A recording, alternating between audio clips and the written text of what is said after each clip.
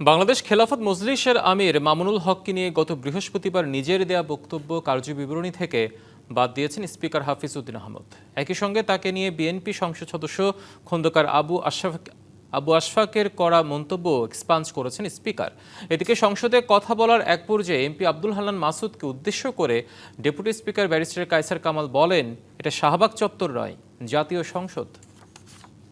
আমরা স্বরাষ্ট্রমন্ত্রীকে এখানে প্রেমজনিত একটা শিবির নেতার ব্যাপারে আমরা এখানে বিবৃতি দিতে দেখেছি, কিন্তু মাননীয় স্পিকার আমরা ওনার নিজ আসনে ডাকাতির পরে মা মেয়েকে যে ধর্ষণের ঘটনা ঘটছে সেটার বিবৃতি আমরা এই সংসদে দেখি না। মাননীয় স্পিকার, হান্নান মাসুদ, দয়া করে বসুন। এটা শাহবাগ চত্বর নয়, জাতীয় সংসদ। বসুন। May I humbly request you to take your seat please.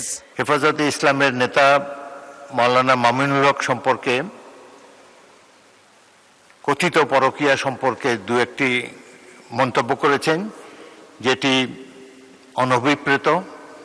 সেটি যেহেতু যার পক্ষে সংসদে এসে আত্মপক্ষ সমর্থন করার সুযোগ নেই, তার সম্পর্কে বিরূপ মন্তব্য করা অনুচিত। আমার বক্তব্য এসেছিল সেই অন্ধকারাচ্ছন্ন এই অধ্যায়, এটিকেও এক্সপাঞ্জ করা হলো।